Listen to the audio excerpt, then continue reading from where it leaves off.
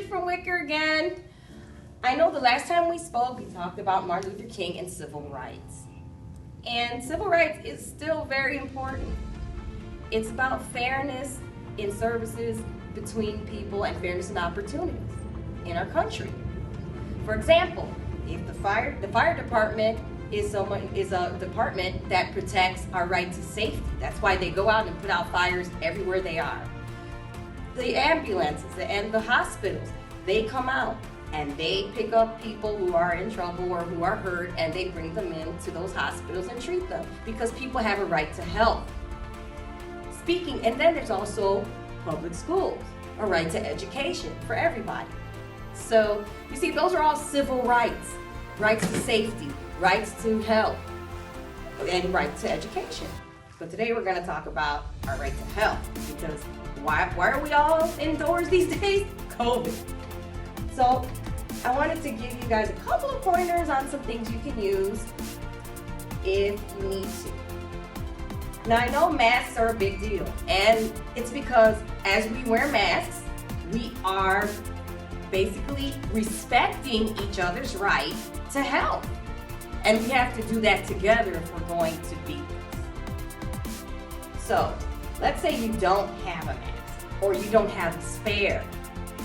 One way to really have another mask, or to make one, is to have a bandana, which most of us have at least one, and to hair tie. What you do, place it flat, and you're going to fold it into thirds. So basically, it's kind of like you ever seen a pamphlet, or maybe like you roll something? That's basically how you fold it, like that. Then you take your tie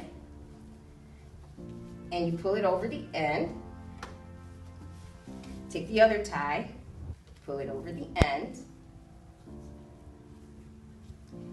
and you pull those ends in.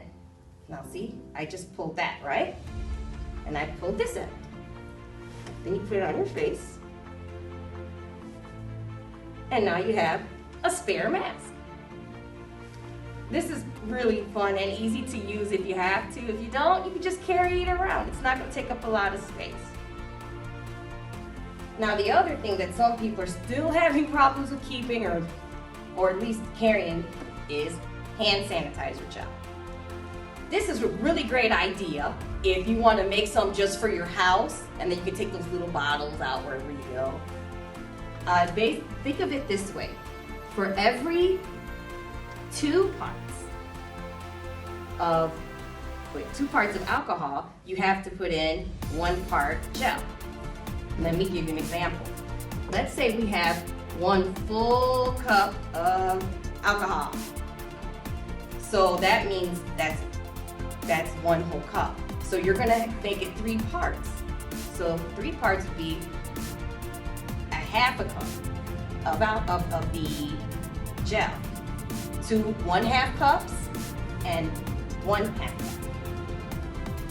You take those things, that's 1 cup of alcohol, your aloe vera gel,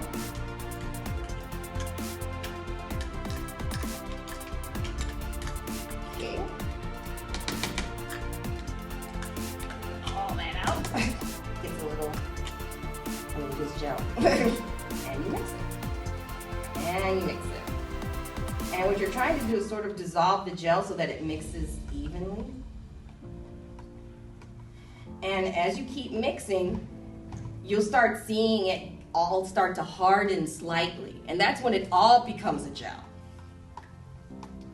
And it actually, once you start seeing it mix, once you let it set, it will become a gel.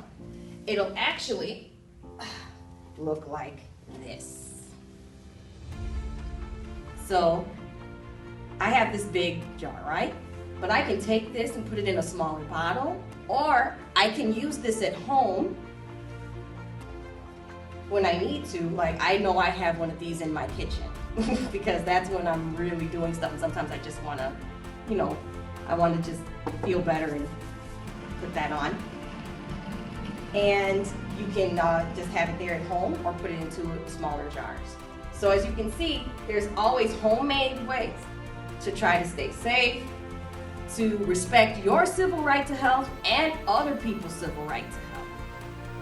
We're gonna make it through this. We just have to do what we have to do and work together. Again, don't forget, we've got to wash our hands, we've got to wear those masks, and we have to withdraw 6 feet just to make sure that we're going to help each other stay healthy. Thanks again. Don't forget, wash, wear, withdraw. Bye from Wicker.